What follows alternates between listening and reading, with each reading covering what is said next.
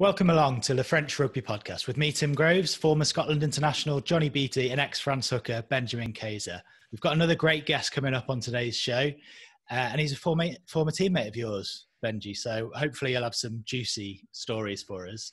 But we're recording slightly later in the week than we maybe planned, because you've been selling your chateau in France, haven't you, Benji? So are you a millionaire 3 times over now?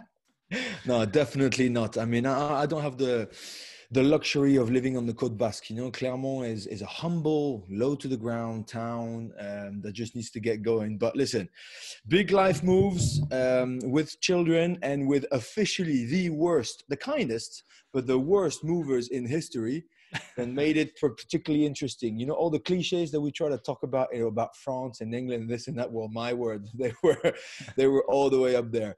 I mean, I'll sum it up to you that there was this guy, this weird-looking, long-haired guy who was rolling his cigarette in front of our house the day of the move, and he's and Andrea, my wife, was like, "Oh, listen, I think there's some weirdo there." So I'm there grabbing my golf club, ready to go and kick some shit. And actually he's like, "Oh, no, hello, no, I'm here to, because my wife renovates mirrors. I'm here to start packing the mirrors." And I'm looking at him like, wow, okay.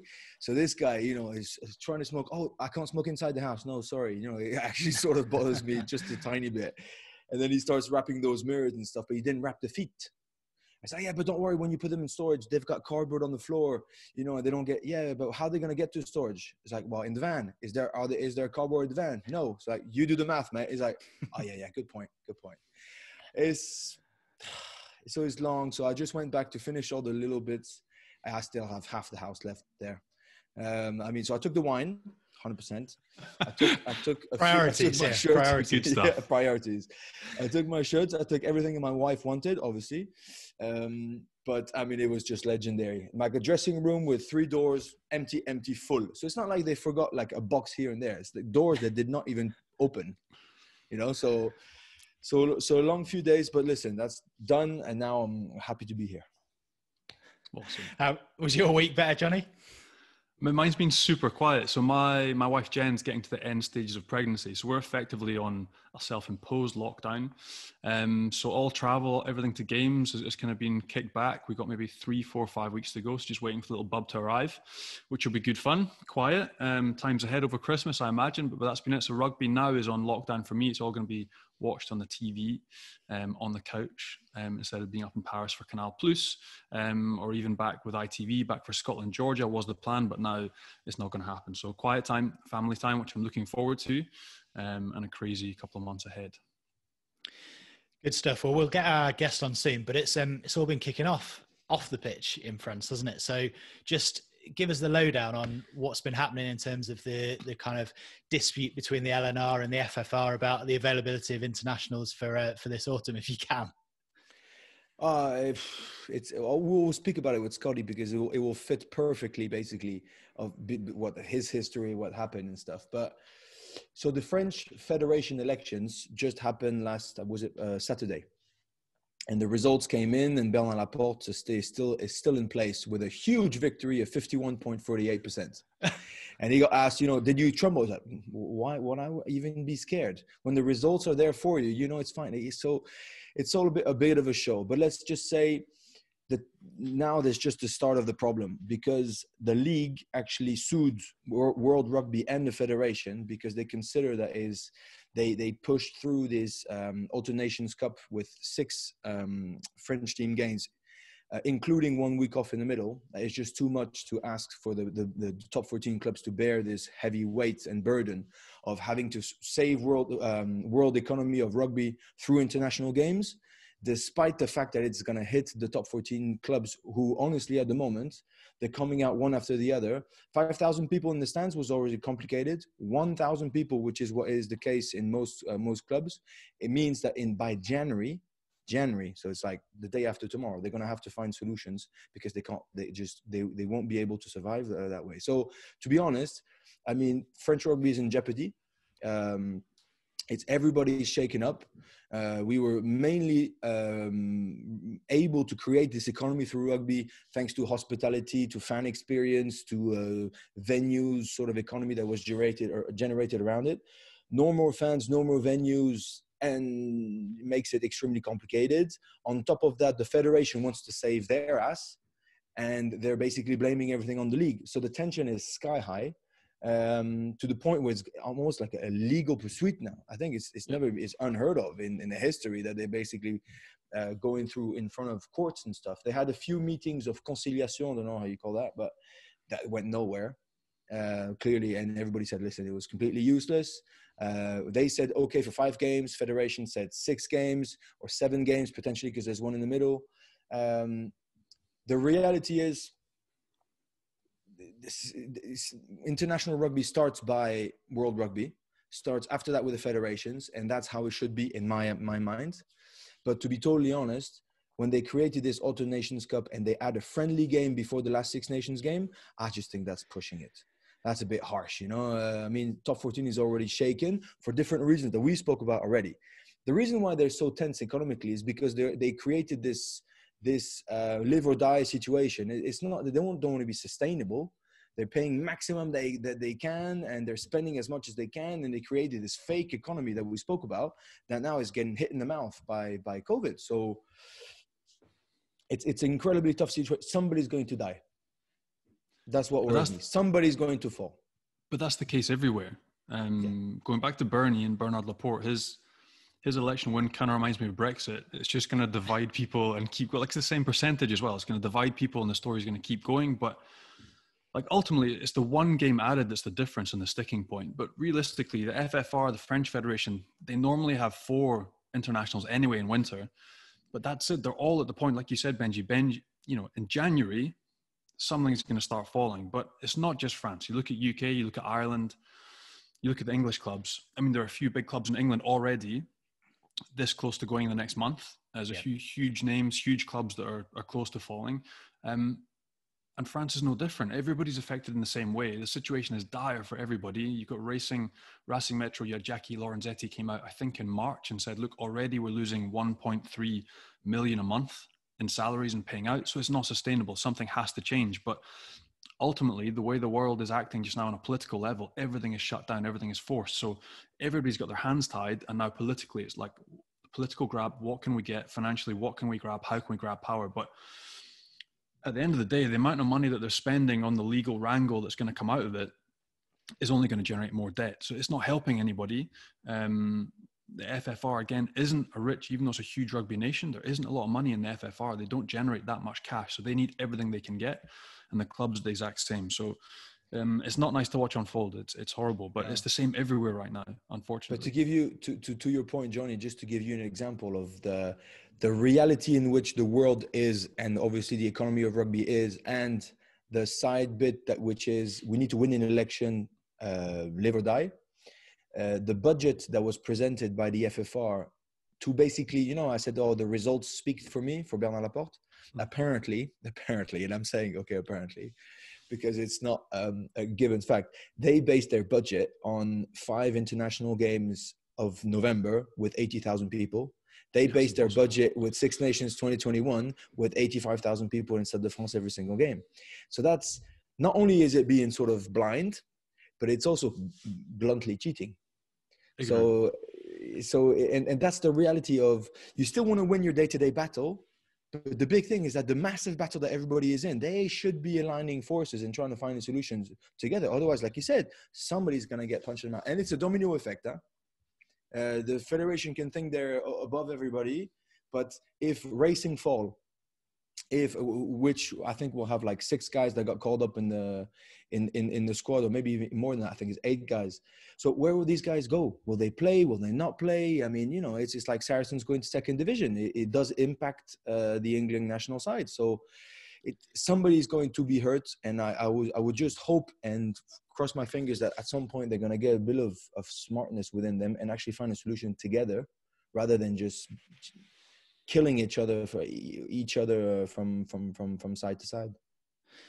Well, you mentioned it, Benji. Today's guest knows a thing or two about battles, disputes between the FFR, the LNR, French politics behind the scenes in rugby, and he's a former teammate of yours. So we couldn't get any stories really out of Sergio when we had him on, but hopefully Scott Spedding is gonna give us some juice. So let's get him on. He's also cancelled a round of golf, I understand, to be with us today. So that's commitment for you. So that is commitment. It's former Clermont and France fullback Scott Spedding. How are you, Scott?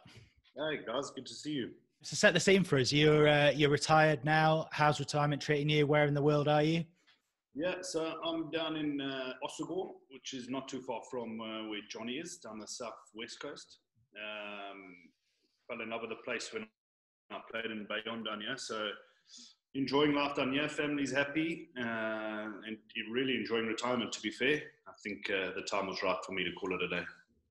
And Benji's just been selling his house. He's been telling us in Clermont, but he tells us that where you live, property's a bit more expensive, Scott. So, mate, to be honest, he's got an absolute mansion. It's a beautiful spot that he's created with his lovely wife. An incredible spot they've got. I'm not that close to Scott because he hasn't invited me down to Osgore yet, which I'm a little bit hurt by. But Nick Abandonin's been there, and he told me it's a spectacular spot.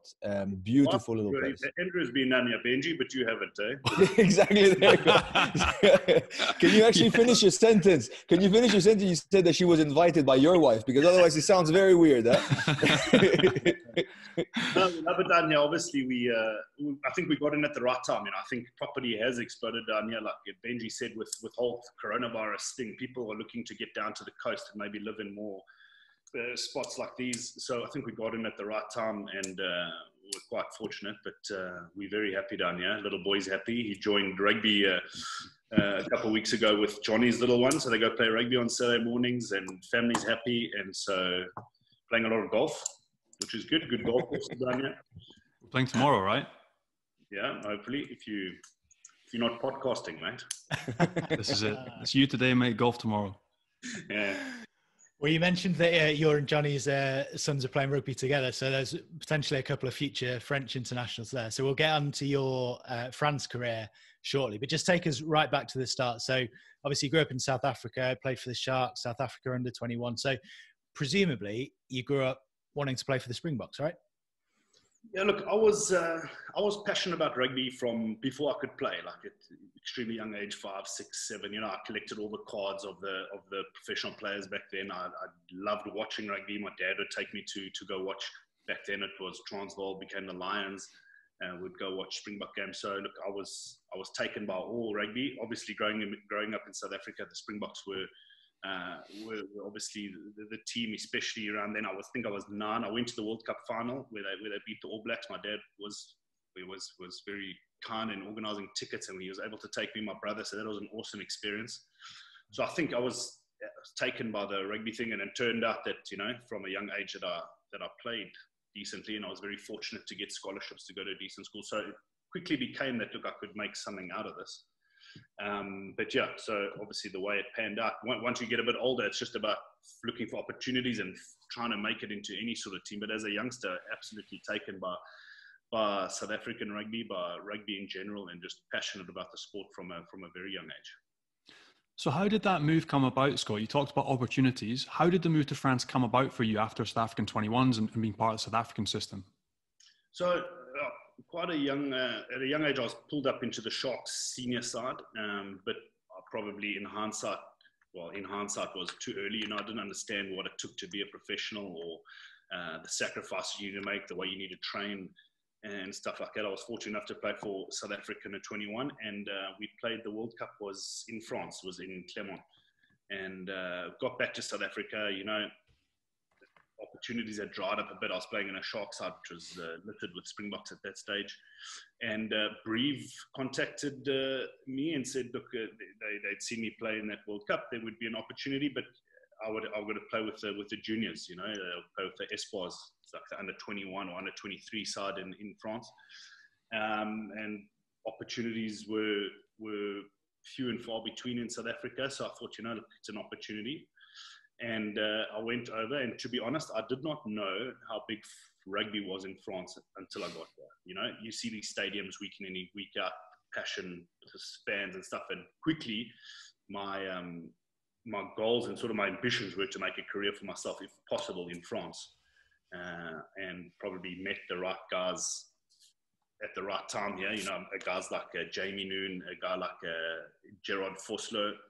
at Breve, and these guys quickly took me under my wing. Very professional guys in the way they train and the way they worked, and I learned a lot from them. Sort of got my life in order and started training properly, and started and slowly performances changed, and was able to start building a career for myself in Breve.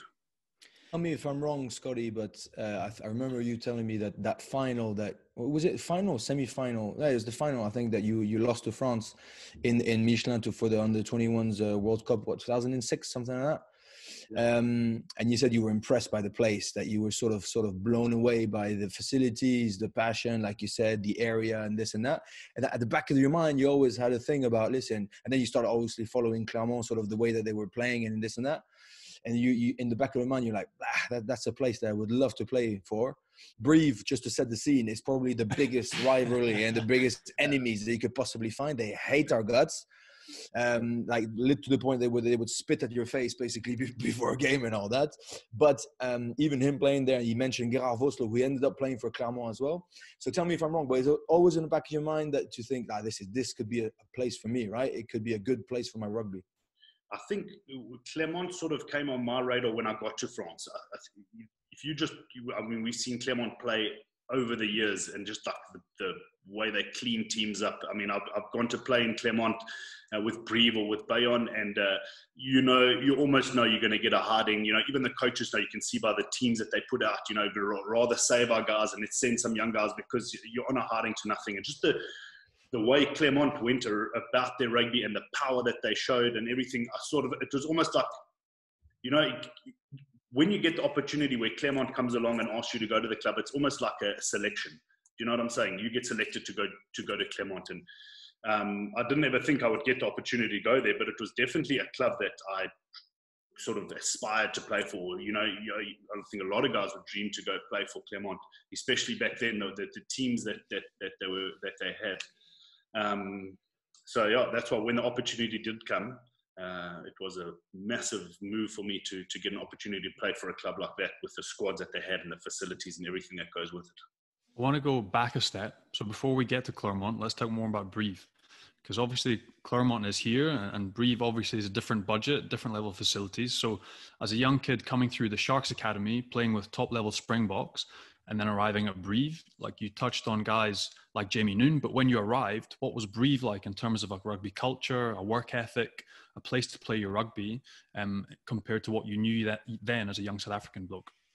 Well, for me, it was different. I came up and I played with the juniors. I trained with the senior guys, but I played my first whole season. I played with the Espoirs, and it was really enjoyable. We ended up winning the French championship that year, and it was really enjoyable. It was probably, looking back, it was the best way that I could integrate into the team. I was one of the only foreigners in that side, so quickly had to learn French, and we went every Sunday afternoon. We'd go play in the most random places, and it was really a good experience for me.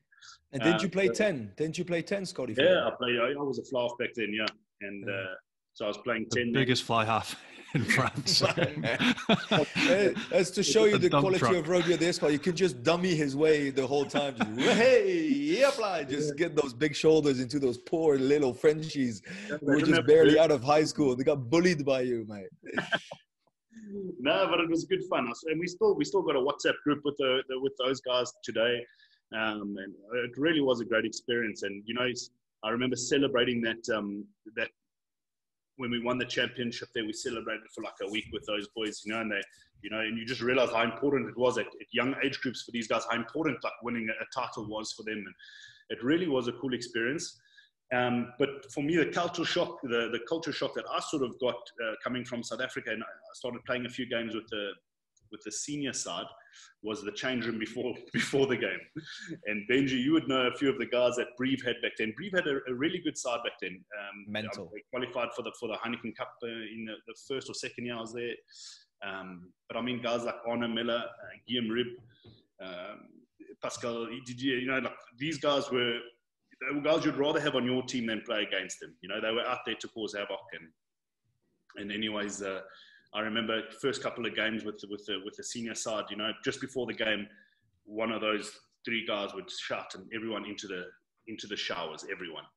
So I wasn't quite sure what's going on here. In South Africa, change rooms are quite chilled before a game. Everyone sort of just cracks on with their thing.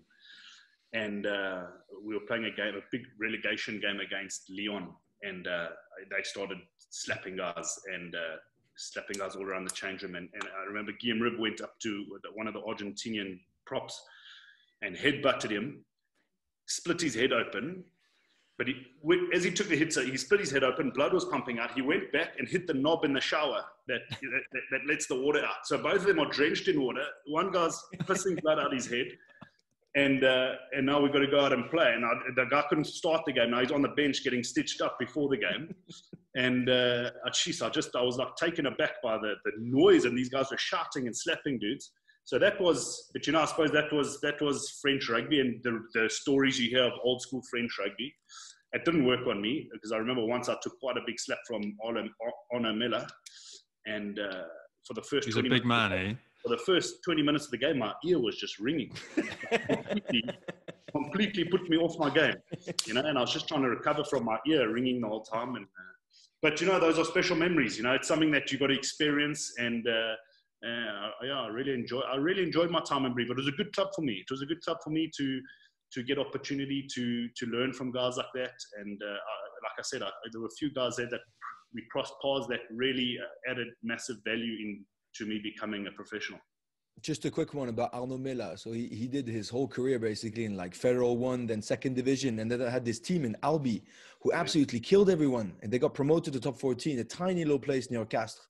And they killed everyone because of that sort of warrior mentality and this and that. And then he ended up in the French team. Yeah. Marc Clévermont picked him up. He had nothing to be doing in international rugby, to be fair. He pretty much said it. He's like, I barely power walk on a field. What am I going to do playing against, Johnny Beattie and those fast fuckers? Yeah. But he went then back to Brive and all that. And just for the little anecdote, he's the last time that I got punched in the face in a scrum. That old school thing when that the lock sort of whacks the arm. The other guy who did it to me is Jimbo, but he didn't punch me. He just put his hand in my face, and I couldn't hook because I couldn't see a thing. And I thought that was actually pretty smart, for once, from Jimbo. But he couldn't even get that right. Yeah, I was going to say, he was trying to punch you. He was trying to punch you. Arno Miller, I'm telling you, told me he was going to punch me, and he actually missed me a little bit. And the guy who was next to me is his hooker, yeah? He absolutely demolished this poor hooker, Michael Delpech. I can't remember his name. He went to Perpignan after that, long-haired guy.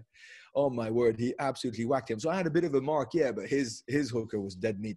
So that was the type of guy that they were. Huh? And there were a few of them. There were about 5 or 6 of them really known for that sort of stuff. And, it was actually quite reassuring as a young guy. We maybe didn't have towards the end of my time, we didn't have the biggest names or the most talented team, whatever, but we really had guys who you'd rather have on your team going to play the big guys, because we saw them do stuff and rattle opposition, especially when teams came to play us. You could see they were rattled coming to Brive because, we had this pack. We had these guys that sort of created this intimidation, and I think we won a lot of games because of that, and rather guys you'd play with than against. And around that time, Scotty, it was amazing that it worked for you and you enjoyed it. But there's obviously other guys that have been quite vocal after they've left that they really didn't enjoy the club. Guys like Andy Good, obviously fantastic players in the Premiership and for England, but for whatever reason, it didn't work for them. So can you put a finger on why it worked for you and why you loved it so much, and why for other guys that arrived, why they didn't get it, or why they couldn't buy in, or what they didn't enjoy? A set of balls, maybe that might be the difference between the guys that you just mentioned. If Jamie Noon killed it in Brive for years and Andy Good did fuck all, I mean, that sums it up for you, man.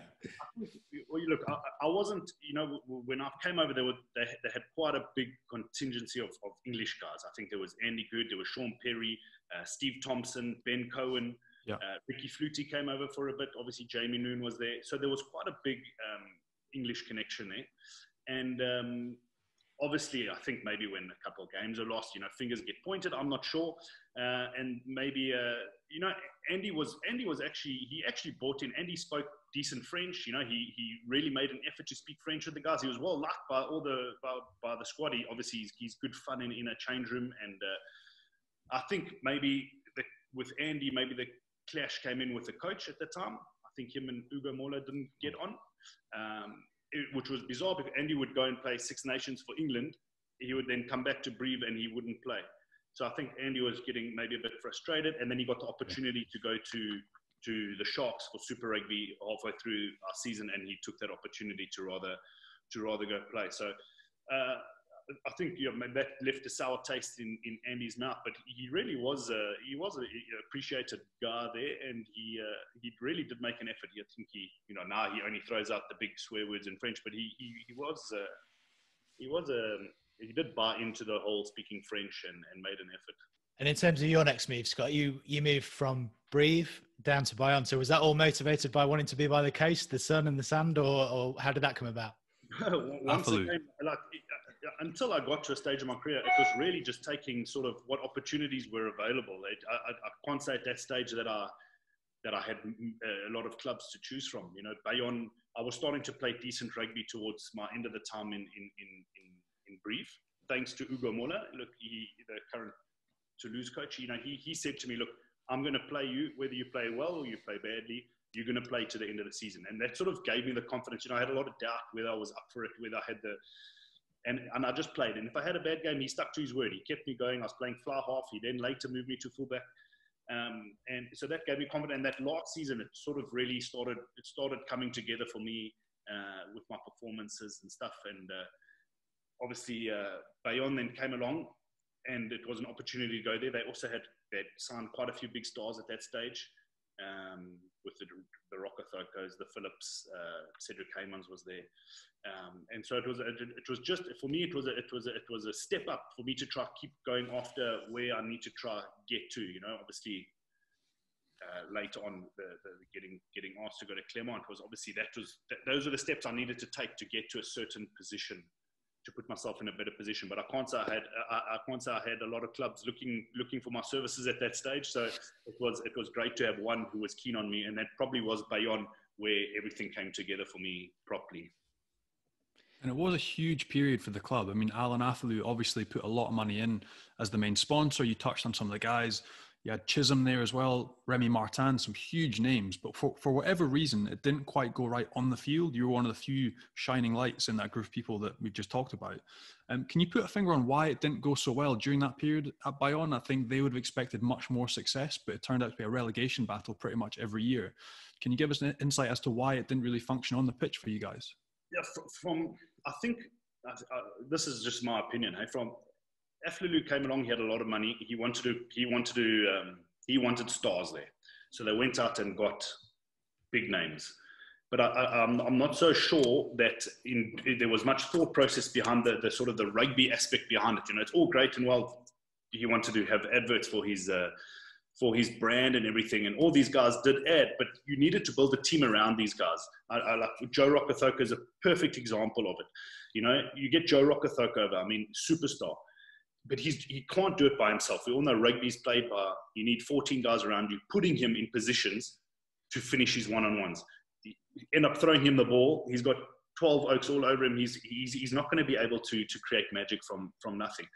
So I think there might have been a lack of foresight. Obviously, great getting these players, but how do we build around them? How do we create something?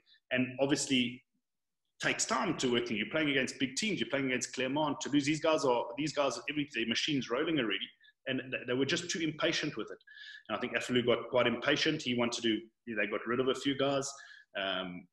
He wanted to then pull out and, sort of left the club in a bit of a negative spiral. Now you've got to try rebuild, find more sponsors. And, in Bayonne, historically, has always had a lot of politics, which doesn't help because the club is really important to the town. And there's always a lot of politics involved. And so it sort of became hiring and firing of coaches, hiring and firing of players. And there was just no stability at that stage, which was disappointing because we did have a good side and we were able in a couple of those seasons to pull it together and play really well, but just lacked a bit of stability. And then you mentioned the big move to Clermont. Did Benji give you a warm welcome, and what were your first impressions of him?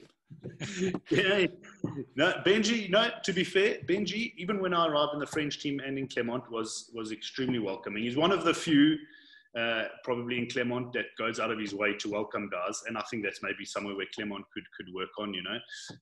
Between the players, it's either I sit at my table, you sit at yours.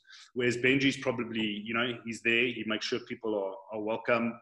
Even Andrea, his wife, goes out of her way to make sure that the wives settle into like a bit of a friendship group and make sure that everyone's settled. So Benji was still coming to make sure you're settled in Hossegor. She's still making the journey down, right? You've already said. Yeah, she's here now. She's just doing the iron. But yeah, no, I went to Clermont thinking I was going to touch heaps of ball, but we couldn't win a line out. No, mate, to be fair, so you touched on it, Scotty. There was a time where he was playing for Bayonne and picked for the French team, and then the move arrived. So obviously, because there was heaps of guys from Clermont and we got along well, so we chatted about that move a lot. But there's nothing better being part of a club when there's a guy's like, listen, I would die to go to Clermont. I'm dying to sign there because I want to. And at the time we had Nick Bendenon playing fullback. We had Ais Toeva who could play fullback in the set. So it was a big challenge for Scott as a French international, to throw himself into the competition of full-on amazing team, you know. So I love the attitude of, listen, I would just love to come and to give, because Scott doesn't tell you, but I think you're being incredibly humble, to be fair. You're always praising others. You're speaking about others for their work ethic and stuff. You were like a workhorse off the field, who always blamed yourself before you blamed everybody else, non-stop, probably too much. We spoke about it loads of times. It was probably your downside. You're always putting heavy burden on yourself when, you know, it's a team thing. When the spirit is not there, spirit's not there. And no, so it was really enjoyable to welcome you to a club where you wanted to give everything. You wanted to experience the full shebang. And I'm desperate to speak about it because it's important, because I've got two foreigners here who actually have a French passport. It's more than just buying into the culture. It's wanting to commit to the country, you know, and that's a whole different ballgame than wanting to come to play for a couple of years, not really adapt, and be good, whatever, you know, just like not really be able wanted to commit. So the way that it ended as well, it was a bit painful, because you guys, you, Scotty, did go through the process of saying my heart is half French, you know. It's more than just a day-to-day thing. It's more than where I live. It's part of my blood now. Yeah. No, so yeah, like I said, we're going to touch on the French citizenship, getting French citizenship, and that was never a rugby move for me to want to do that. You know, I had already been eligible to play for France 3 years prior to that, so it had nothing to do with trying to make myself. And I think that people thought maybe I was doing it to try to put myself in a spot to get selected for France, but I'd always made the decision that as soon as the time allowed me, that I was allowed to apply for citizenship, that I was going to do that, because I really did feel like this was now home for me, and I wanted to, after my rugby career, make France home as it is now, and also give that gift to my kids one day, that, you know, I can give them a French passport, which in today's world is a big thing. So it wasn't a rugby thing. I think some people thought that that's why I was going about it, but it wasn't. And but yeah, that's what it is. We, you know, everyone has their opinions on things, but no. And I really did enjoy my time in Clermont. You touched on Nick. You know, it was a big thing made about me and Nick fighting it out for the same position. The strange thing is, me and Nick never really saw it like that. Obviously, we just sort of, we became friends immediately. We still are really good friends today. He comes and visits down here, you know, and we sort of just left it up. The coach is going to make his decision, and whoever he goes with, we'll go with. And it was just always like that. I mean, some guys can't seem to get on with guys in their position, or sort of seem to have beef with guys in their position. And it was really weird, because such a big thing was being made about me and Nick playing the same position, whereas we just sort of cracked on, and it actually helped us getting some time off and being able to share the position. I was going to say, it's impossible to play every game in top 14. Like, you need to have shared position, competition, decent people to compete with. But I mean, what a luxury to have you two guys as your two fullbacks at Clermont. You were really, really lucky as a team to have you both. It would have been fine if it was just me and Nick. Then all of a sudden, we thought we had this all worked out. Me and Nick sharing the game time, and this is going to be fantastic. Play half the season, great.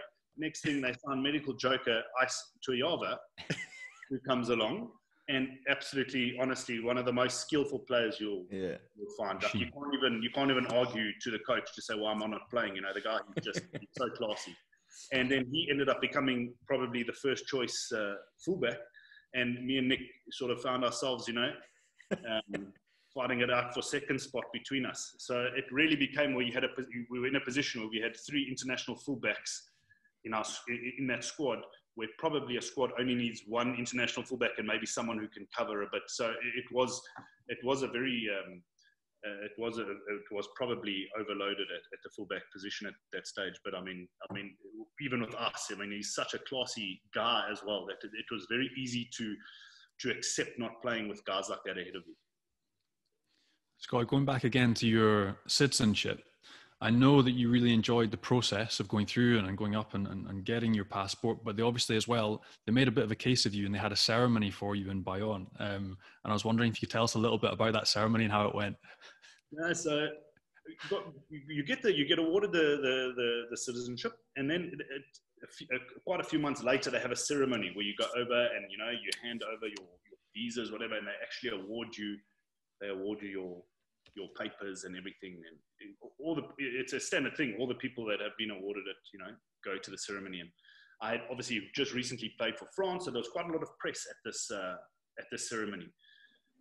And did the ceremony. They obviously go over the values of France and everything, hand your papers over, and then I was sitting with Rob Linder at the time, another South African who played for Bayonne, who'd also done the process. And all the press was there, and at the end, you've got to stand up and sing the national anthem. So I thought, you know what? I just played for France. I know they have national anthem now. I'm going to show these guys that I can give it. So I started singing, got through the first verse, and, you know, thinking, smashed it. But little did I know that the official version has 3 verses. The one we sing in the rugby is only the first verse in the chorus, and then it ends. And so here I was, and I didn't know what was cutting, and I was trying to like mumble through the rest of the thing. I sort of went, my shell was trying to get to the back of the crowd with all these cameras, but I quickly realized that I probably made a bit of a fool of myself that day. I love it. It's amazing.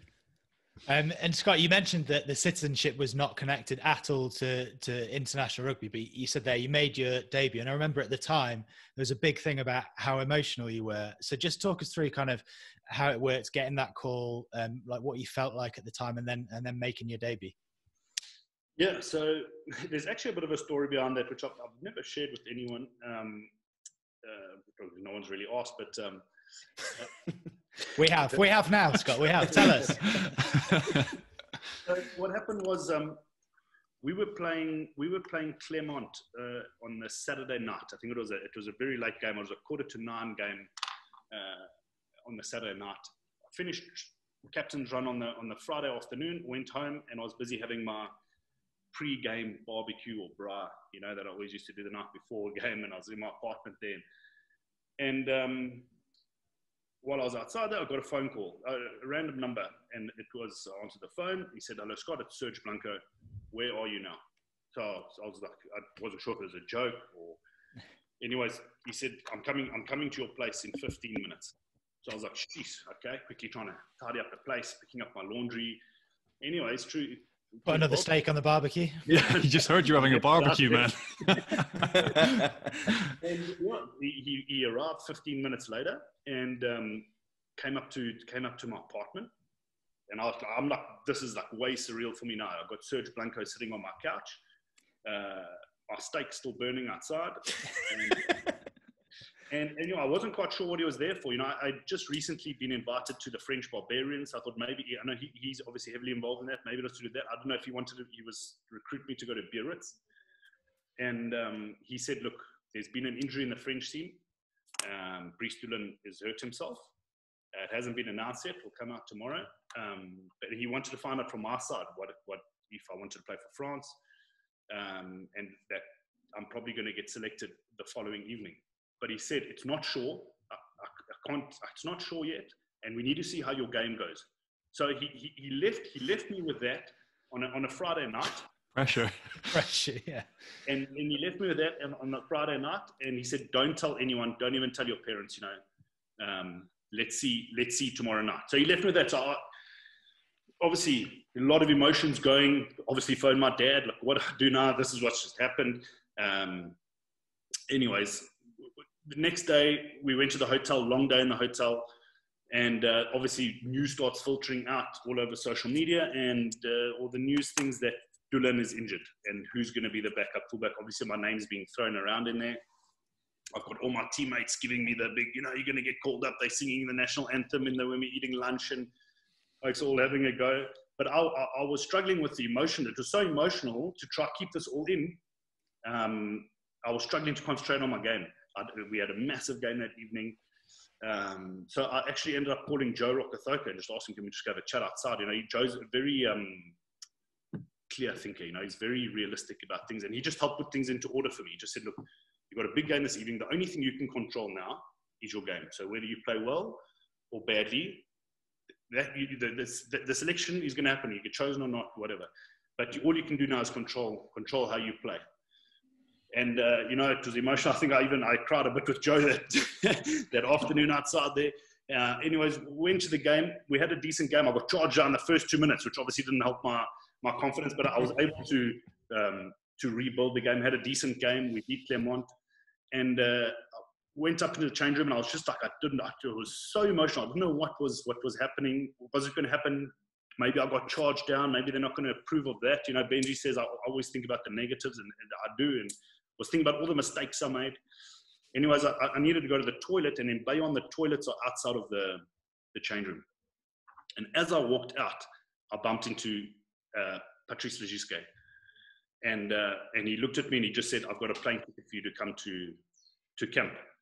And I suppose it was just the build-up of emotion. It was the anticipation. I had 2 days of emotion inside me, and it just sort of came out. I didn't realize there was a camera there. I asked him if could I please go back into the change room. Went back into the change room, and I didn't realize how viral the thing had gone until the next day. I obviously had to go home and pack my bags and quickly get ready. We're leaving 6 a.m. to go to Paris. And but yeah, in the end, people still talk to me about it today. People stop me and chat to me about. It's probably the most common thing people speak to me about. But it was a blessing in disguise, because I think a lot more French people easily accepted me to play for France because they saw what it meant to me. So look, it's something that obviously still it was a great moment to get that. But yeah, there was a bit of a build-up of emotion getting to that point. That's an amazing story. And so just talk to us about how you then integrated into the squad, because you mentioned when you came into the Clermont side, maybe obviously Benji was very friendly, but some others weren't. So what was it like going into that France camp, and how were you welcomed as someone who obviously wasn't born in France, but everyone had seen that video and seen how emotional you were and how you obviously felt French and you wanted to play for France? Going to French camp I was very I was nervous. There's no, I'm coming from Bayonne. We were 2 guys from Bayonne that got selected. The other one was Charles Olivon, who's now the French captain. But he was also he was a 19 or 20 at the time. He didn't know anyone up there, and he didn't have any caps. And I didn't know anyone up there. I'd only played against all these guys. There's a big Clermont contingency, Toulon, and I think it was Racing at the time. Big groups of players from one club. So it was difficult for me going up there, not having teammates around me. It was a lot easier later on when I would go to French camp and I'd have 8 or 9 Clermont guys with me. But I went up as a bit of a loner. But yeah, I was very fortunate to have guys like Benji and other guys that went out of the way. A guy like Yannick Nyanga is always very friendly, always goes out of his way to help guys integrate. So there were a few guys that obviously made efforts and then quickly became part of the team and stuff. And obviously difficult period for French rugby, but also we had some wins and we had some good moments. And it was a fantastic experience for me to be part of a French side and different French sides, which was fantastic. You touched, Johnny, sorry, on the reaction of French people from foreigners coming in. But you have to remember that's Philippe Saint-André with Patrice Lagisquet and Yannick Bruy. They were the 3 coaches helped by Serge Blanco at the time. And they were picking a lot of foreigners because they were not listed. They were like, listen, the results are just not there. If the guy wants to play for the French team and he's the best in his position, then stuff the rest. Let's just go. So they picked Rory Cocotte and they picked Anthony Claassen. But I'm not sure he was French yet at that time.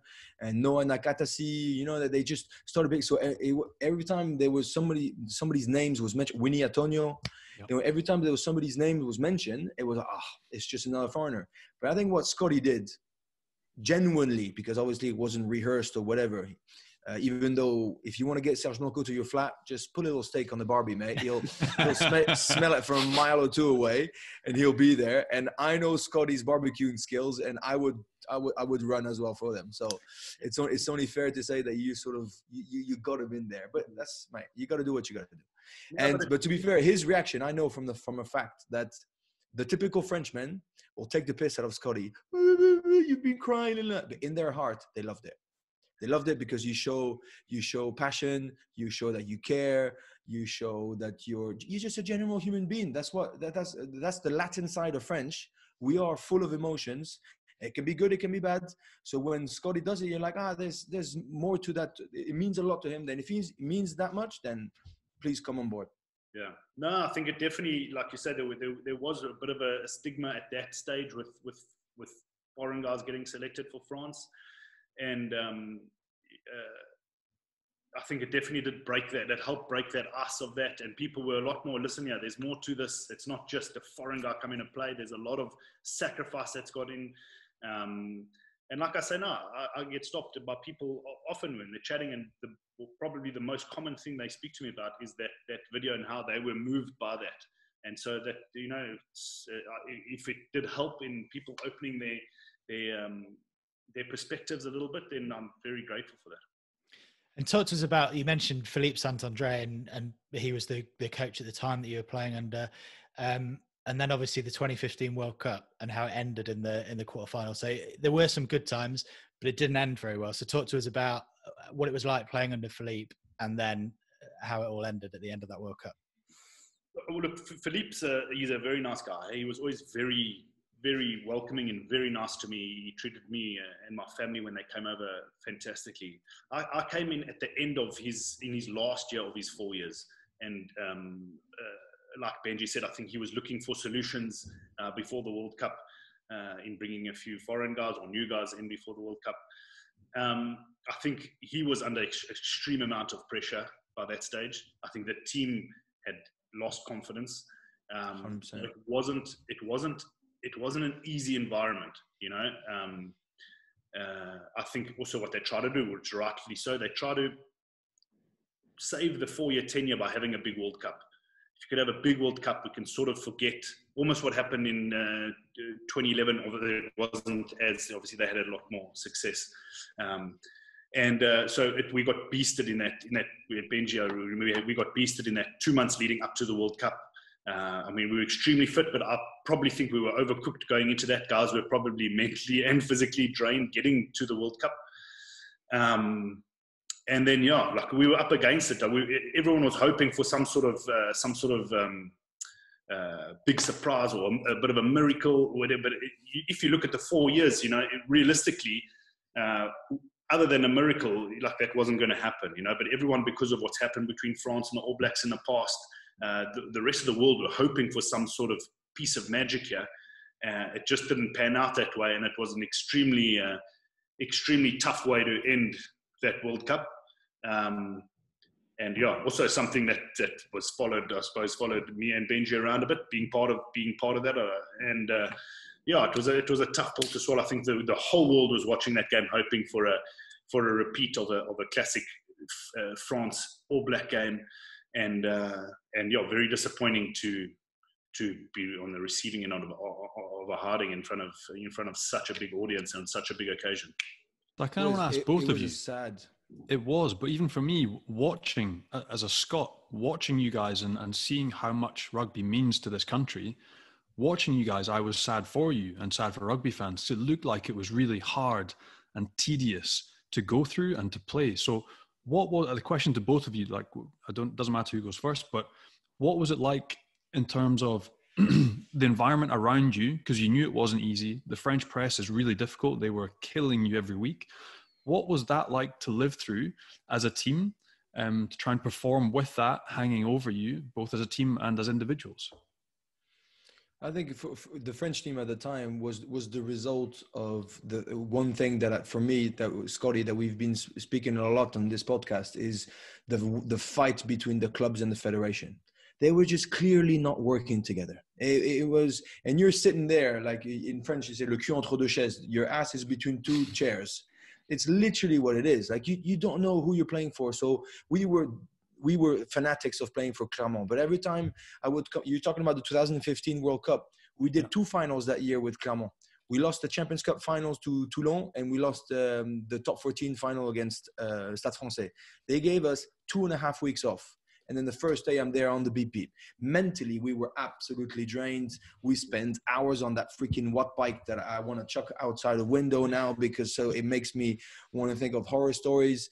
And honestly, we had a sad World Cup. We peaked after 4 weeks when we did a court session in Marcoussis, and everybody went on the piss massively, and we bollocked the coaches. And to be fair, Philippe is a good dude for that. He will accept a challenge. He will accept that you take the piss out of him and all that. And we peaked then. After that, I don't know what you think, Scotty, but it was just dull. It was sad. We don't even know if we were in England or not for the World Cup. We would stay in the Marriott in Heathrow before to play in Twickenham. Like, you're not even in London. We stayed in the Vale Resort outside Cardiff. You know that training center, whatever. Beautiful place, but it's freaking an hour away from Cardiff. Like, we could have been anywhere in the world. It was just dull, sad. Hotel room, training, whatever. It was honestly, it was like a terrible memory for me. I think, like what I said, I think we were. I think there was a general sense of just fatigue. You know, I think, like Benji said, the large majority of the group either came from Clermont or Toulon. These guys had just had massive seasons, massive top 14 and Heineken Cup or Champions Cup seasons with their club. They come and do a massive 2-month preseason.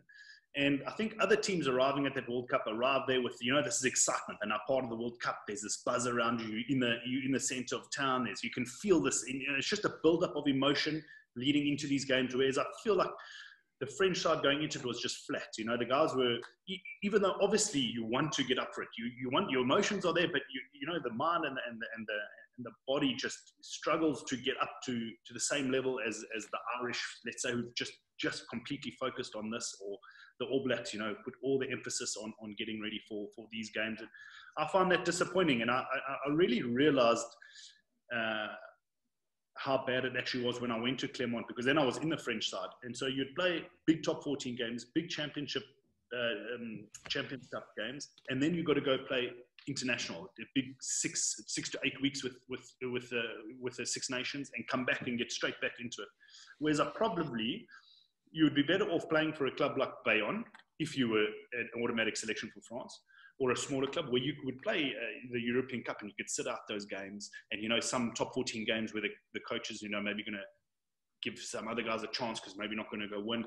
You get a bit of a rest. But when you're playing for these big clubs, and obviously that's where you want to be playing as a player, it becomes very difficult for the guys to be on the same level as other nations. And I think that's where, honestly now, that would be the biggest, if French rugby can just sort that out, it would really go a long way, because they're really not putting the guys in the best position to perform at that level. You mentioned the quarterfinal that we lost 60-12 against New Zealand, I think, the World Cup 2015. Ask Scotty, the night before the game, we went through the playbook or whatever, and we had a scrum move. Tell me you remember that one, Scotty. We had a scrum move that's like, you know, the 8 picks up backs to the 6, whatever it is. You know, that one that everybody does, and because the 9's going to follow, blah, blah, blah, blah, blah. And they're like showing this, see, this is going to work, this is going to work. Yannick Nyanga just raises his hands like, Philippe, mate, I think the ABs, I've got a yellow card, no? There's like the number 6 is missing. And they're like, he's there like looking at the screen. Oh, yeah, you're right. But it'll still work. You know, it's not a problem. So you're basically basing the whole strategy of a freaking World Cup quarterfinal, it's going to be on the fact that if the number 6 sort of happens to have a yellow card, then that play will work. That's how far we were from reality at the time. So yes, there's the Federation League hating each other, like Scotty said, the emotional drain, but we were also not connected with the reality of modern rugby. We were miles away. And what was disappointing, like I mentioned, was the whole world was really getting for this game, and everyone was getting up for it, and sort of, yeah, if you look back on it, like it actually really was, you can't compare the two sides at that stage, like it really, unless you really was a miracle that happened. But it was disappointing. It was very disappointing. And then to end on that note, obviously, I think the guys sort of just, it bad memory, but I suppose it's one you got to take with, eh? The good and the bad. But yeah, one I'd like to forget about is every 4 years they show the highlights of that game. So I think we might take it to the. Well, it's no consolation after hearing your sad recollections of that story, but it might have been for some of the French fans that it went even worse for England than it did for you guys. So, and then after that, obviously, Guy Neves came in, and you were a regular under him as well. But the from the outside, it was very much billed as he's done everything in club rugby. This amazing coach, what he's done at Toulouse, but he seemed to struggle at international rugby as well. So I mean, you've talked us through a bit of the clashes behind the scenes that makes it difficult for coaches. But how was your time playing under him?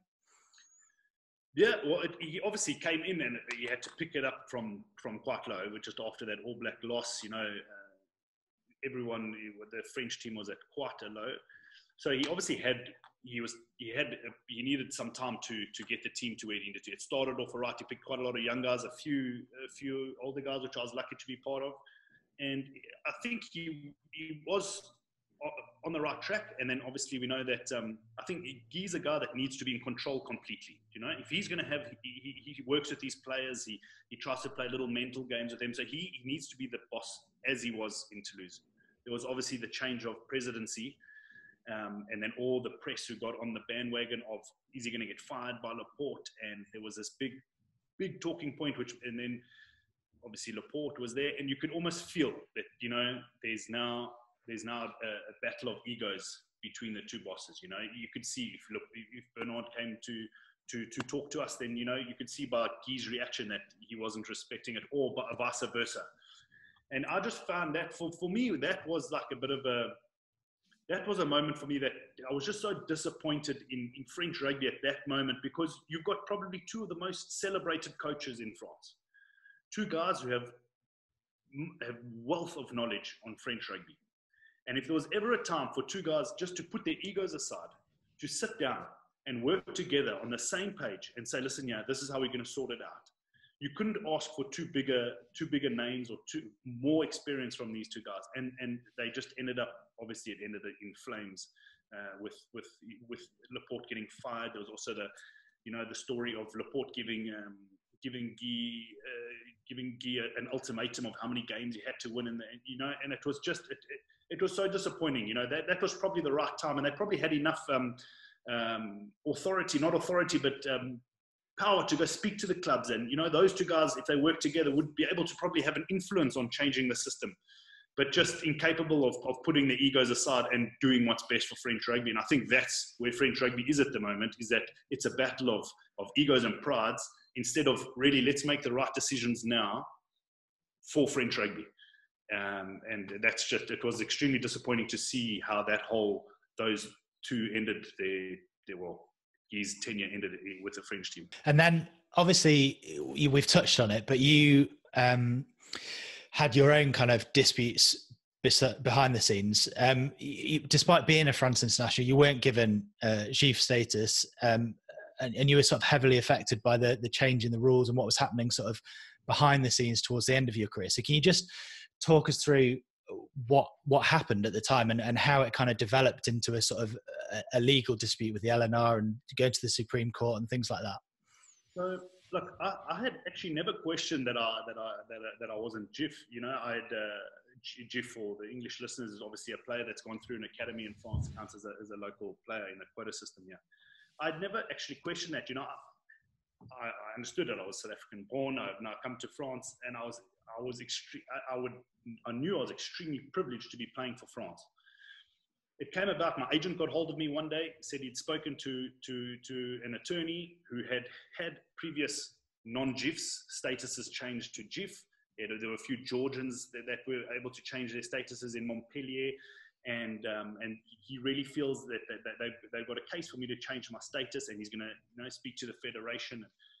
So look, obviously,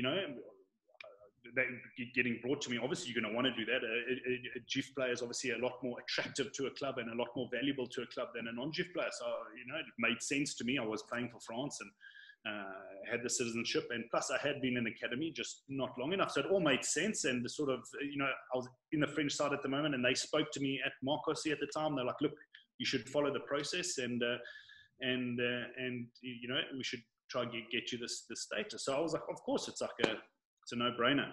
Quickly I understood that this was a very political environment that I was stepping into. The league needed to protect their rule tooth and nail, and I very quickly found that all the guys that had supported me in the beginning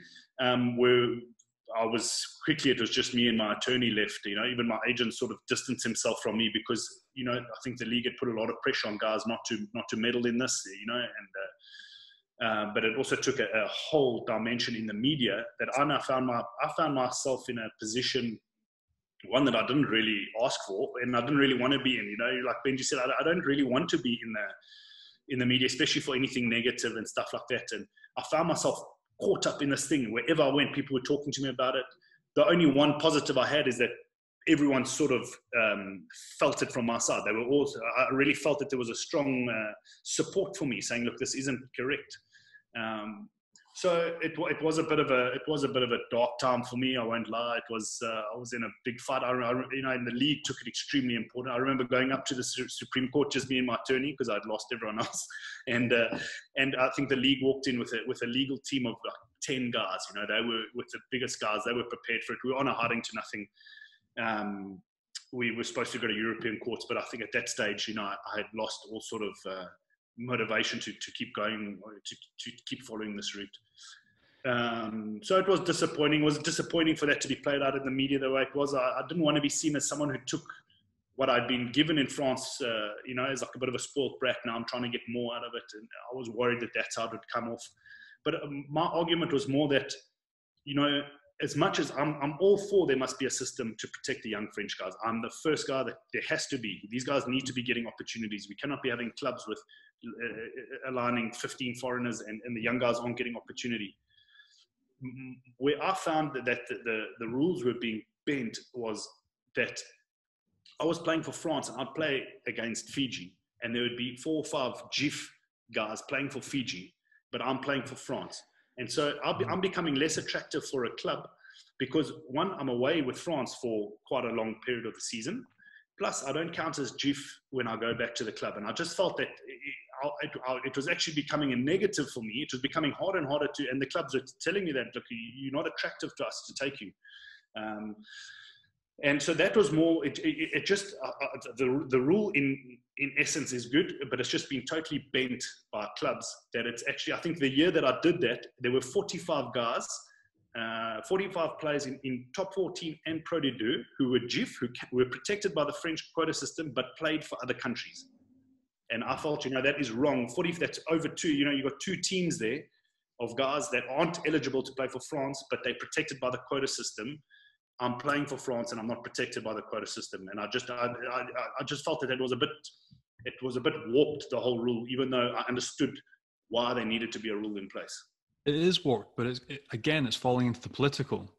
It's because of the system that we have here in France with the FFR and LNR going at it constantly. And I heard as well, I think I heard that through the process, it came down to a vote, and you essentially been guided through the process by the FFR, and they backed you. But then ultimately, it came down to vote in the end, and the deciding vote was the FFR. And if I understand correctly, they voted against you. So they ended up having the casting vote, and it was them that blocked you from becoming JIFF after starting you and leading you down this process. Is that fair? Yeah, well, that's also where I decided to drop this whole thing. I understood now that it's taken another course here. When the FFR voted against it, because what happened was I went to the Olympic Committee and they voted in my favor. They said, look, if this goes to European courts, that he's got a strong case, he's a French citizenship, you can't be It can't be difficult for him. You can't have rules in place that's going to make it difficult for him to find work as a French citizen. And they voted in my favor. And they actually, I think the rule was that they gave me JIFF status for 3 years. So I was at the end of my career, and they said it could be retroactive, but I would have 3 years JIFF status, and that would allow me to finish my career. And I think the federation then had 14 days to oppose it. So obviously, I didn't think that they were going to oppose it. I probably had every club in the country phoning me. I had all the big coaches, all the big clubs phoning me. We've got JIFF status now, and this was fantastic news. And on the 14th day, I got a phone call that the federation had then voted against me, and it's insane. Couldn't get hold of any of those coaches that had been phoning me anymore. So it was quite disappointing, and it just showed that the influence that status does have. I mean, if you are JIFF, it is definitely a massive pulling point for clubs and stuff, which I understand. And it was one of those things. It was something that I actually, in hindsight, I just wish I'd never taken on. I just carried on playing the way I was going and not get involved in something like that. But like I said, it was brought to me. It wasn't my idea. It was brought to me by people, and obviously I take responsibility that I looked at the opportunity, but probably regret it now. Mate, going not pursuing this this whole legal battle to get the JIFF status would have meant for you to keep on going with those big clubs. You would have to drop the French team, because that's what you touched on. Basically, imagine a professional coach of Toulouse or whatever. Why would he sign Scott Spedding if he still plays for the French team? So he's away 8, but it's like double punishment. But on top of that, he doesn't count in my quota. Yeah. So you would have had to give him something up in the meantime. I think this whole thing honestly made me very sad, because you got caught up into, like you said, the egos that are the burden of, or have been the burden of French rugby for years and years and years. This is a conversation that should be behind closed doors between the federation, the league, and this and that. And I sit down and say, listen, Scotty plays for the French team. Let's sort him out. Not only does he play for the French team, but he's a French citizen. And the legal thing is that basically to push down, if Scotty, when he was Espoirs for Brive, refused his first professional contract and actually stayed for the academy 2 more years, then none of this would have ever happened. It's literally signing a piece of paper, yes or no, and the status of the contract. That's all that changed. That's the only difference. But Scotty, remember, the league, when you said that to them, were like, oh, you're trying to kill the whole JIFF system as a whole. You're like, hang on, no, I'm not. Yes, because if we allow it to you, then and then your lawyers and everybody actually looked. Yes, there could have been 3 guys, maybe 3 guys that were possibly could have been in the same status as him. That's not going to make everything, rock their world and this and that. It's purely egos. If the federation was already at war with the league, so they can't work together. So those conversations behind closed doors never happen. And at the end, if they pulled out, because I learned that after, is because they finally got an agreement with the league regarding something completely different, which was a number of guys that the Guinoves could call up on the French camp. Remember that one, going from 31 to 42? Yeah. And because they got that agreement, they thought, oh, fuck, if we actually back Scotty again, then they're going to say no to it. So it's just because people cannot get their heads out of their asses, get their egos out of their bodies, and actually just look at something for what it is instead of making a whole war out of it. And that does just hit you. So you're a victim of that. It's honestly, it's a sad example of how shit things can be over there. Yeah, no, it was disappointing. It was disappointing. And I actually, in hindsight, I should never have just entertained the thought, but like I said, I was advised by a few people, maybe badly advised. And I mean, Benji, you helped me. I mean, even in the beginning, the Players Association in France was all behind me. They were there. They're going to help me massively. But I think they also received massive pressure to not. We spoke about this already. Massive pressure for what? That's what they're there for. They're there to protect you. They're there to help you. The president, Robin Chalewachu of the Players Association, called Scott. And then I called him, and he's like, oh, you don't realize the amount of pressure I got. What the fuck do you? What's your job then?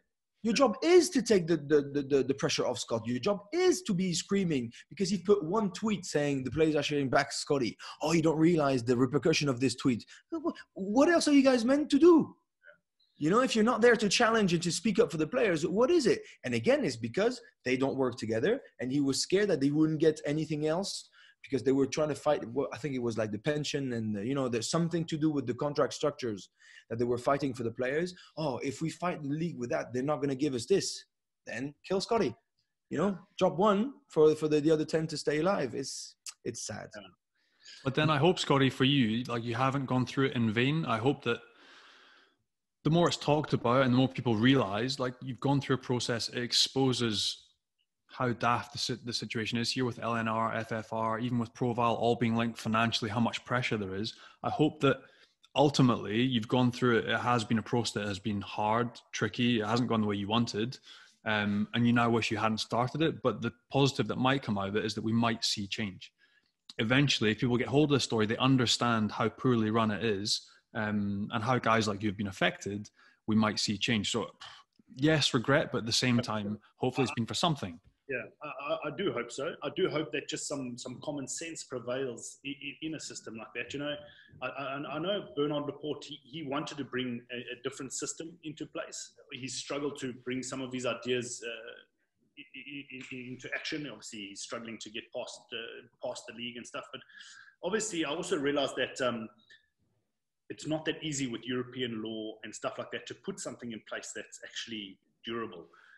But in an ideal world, what you would like to have is, like Bernard Laporte has said, to play for France now, you need to have a French passport. So really, and I agree with that rule. I think that to play for another country, you should have a passport. You know, the 3-year rule, it maybe cheapens a little. Once you've got a passport, you can play for France. Already, you've got that.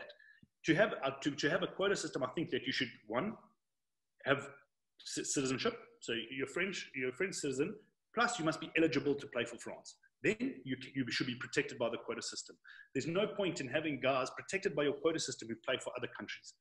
And so obviously in an ideal world, I know law is difficult, European law. In an ideal world, it should just be citizenship plus eligible to play. You're protected by the system. And that way, the French coach, he's going to have an abundance of players that he can choose from. Because I think that's also where the problems come in. The French coach, even though a guy is JIFF, he's a Georgian that plays tight head prop. So it doesn't help his selection criteria now. He still can't choose the guy. So the more eligible guys we can have in the teams, the better the French team's going to get, because you've got more choice, you've got more competition. And I would like to see a rule, some sort of rule come in place like that, where it protects the French team more than it's just enforcing a rule for enforcing a rule. I agree more.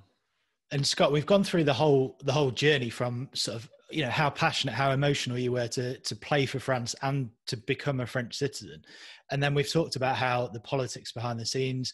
I just wonder, how much of a sour taste has it left? Because it had a massive impact on the end of your career, and sort of you couldn't get a club, like, essentially from the clubs that were after you before. How much of a sour taste has it left the Players Union and the FFR kind of saying they'd back you and then kind of disappearing? And then if as Johnny said, if there is to be a kind of a good solution at the end of this where no one else has to go through this again, it's obviously painful for you, but is that something you'd be up for helping with in the future? Yeah, for sure. Of course, I would love to, if I can in any sort of way help progress French rugby, even if it's just by giving my sort of perspective or experience of a system, then I'm all for it. I think we all want to see good French rugby. I think world rugby is poorer for not having a good French team. I think the top footing is a fantastic competition. I think the teams that I really enjoy top footing. I love the crowds. And so I think just a few things need to get sorted out here, and we all want the same thing in the end of the day. It did leave a bit of a sour taste at the end of my career. I can't deny that. It wasn't the only factor. I could have continued playing, probably wasn't getting the clubs or the contract that maybe I was after. And, you know, coupled with other things, coupled with I'd lost a lot of motivation, probably because of the process that I'd just gone through. I was just a bit deflated, and you know, it probably felt like the right time. I wasn't going to add much value to a team in sort of with the motivation I had and stuff. So I decided that it was a good time for me to probably call it. You know, had I had the JIFF status, you know, you would probably be presented with an amazing project, an amazing club, and, you know, obviously the salary that goes with, and then you obviously motivated again. But I had to be honest with myself, because I did have I did have, Joe Eldeb, who was the cust coach at the time, forwards coach, who went to take on Uyanats, and he wanted me to go with him. He really wanted me to go with him and be a senior player for him. And, but it was his first opportunity as a manager, as a head coach.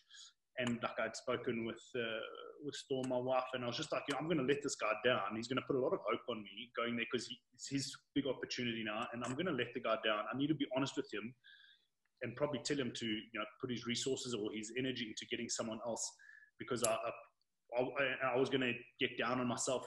As Benji mentioned, I'm probably my biggest critic, and I wasn't going to play the way I wanted to play. I'm going to disappoint him. I'm going to disappoint myself. And it was the moment that I said, look, all in all, it wasn't just the JIFF thing that played a part. It was also the way I was playing, maybe because I'd been affected by things, but it was a group of things that sort of made me look, this is probably the time to call it. And disappointing that it ended like that. Obviously, it'd be great to end. We all love to end with a title or with a big send-off and everything. I didn't get that, but there's still so many more positives over the 10 or 11, 12-year career that I had in France that I'm extremely proud of, and very, very, very, very fortunate to have had. Well, that's incredibly gracious of you to turn down that contract because you didn't think you would add what you might have done. I think a lot of players would have taken that deal and just rode it out and earned the money and gone off and retired that way. But that's the past, and the present and the future now, the positive. I know you worked for Supersport, didn't you, on the World Cup last year? So what are you doing now, and what does the future hold for Scott Spedding? Yeah, so I finished in June last year, and I decided it was a good idea to finish my studies, something I neglected early on in my early 20s to rather focus on rugby. So I got that done, which was quite a relief. And then a great opportunity to go to Supersport over the World Cup. I went as an analyst to talk about the French team. They had a guy from each country, and I went to talk about the French. And it was a great experience. So look, any opportunities I've worked with Johnny on a few games for BT Sport in England, which has been good fun.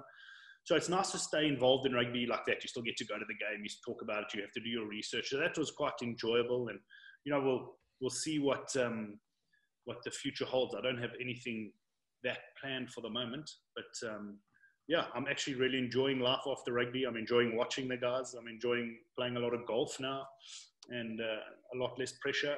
You'll be out there with the Lions too, will you not? Yeah, so I'm passionate about the Kruger Park and safari and stuff like that. So when the opportunity came for me to get to be involved in a lodge in South Africa, we built a lodge in the Kruger Park, and so that's a bit of a passion project, but also a business that we're running at the moment. And then for the Lions tour, we'll take a few groups out. Obviously, know Mike Phillips very well. Played with him in Bayonne, and he'll be out there, and he'll be hosting evenings around an open fire with a few drinks and talking everything rugby and bush. They could get messy those nights. I was going to say, Serge Blanco's going to catch wind of this, mate. Blanco's going to be out there straight away. He'll sniff it from France. No, we're looking forward to that. That'll be fun out there, and probably Mike's he's a great guy to have. He knows how to entertain guys and have a couple of drinks around a fire. So we're looking forward to that, and hopefully the tour goes ahead. We just don't know. It seems to be in limbo at the moment. Fingers crossed. And you didn't fancy coaching, Scott? No ambitions to move into coaching, or? Look, I'll never say never. I think I would enjoy coaching juniors, and I might go start soon with Bayonne and coaching some of the junior stuff, but more just out of trying to pass on a bit of knowledge. If I can help any younger, like I needed help. I had guys who helped me as a youngster, and if I can pass it on to anyone and how to go about things, I'd love to do that. I don't think I was ever a great video analyst of rugby, like a guy like Nick Abendanen would watch a video and work out how things sort of came about, and he's very good at analyzing games and opposition, and it was never really something that interested me. I used to hate video sessions, and so I think professional rugby hasn't really been that attractive to me. I'll never say never. Maybe by coaching juniors I find my own way, but probably not on the radar. Well, thanks so much for coming on the show, Scott, and sharing your journey from South Africa to France and all the trials and tribulations in between. And good luck with any future media opportunities, and also coaching your son and Johnny's son through to the France international team. Cool. Thanks so much. Thanks for having me, guys. Awesome. Cheers, Scotty. Cheers, guys. Cheers, Scott. My man. Absolute legend, and probably the example of how to come to France and do it, ending up being a fully fledged international. And he's a good bloke as well, and he's now properly into his life after rugby. He took me down to the beach, I think 2 weeks ago. I don't know how many bottles of rosé we got through, but it took me about 2 weeks to recover. So he's certainly enjoying life after rugby. He downplayed that a bit, but great guy, a teammate of yours, Benji, a lovely bloke, and one of the good ones that's done it really, really well coming over.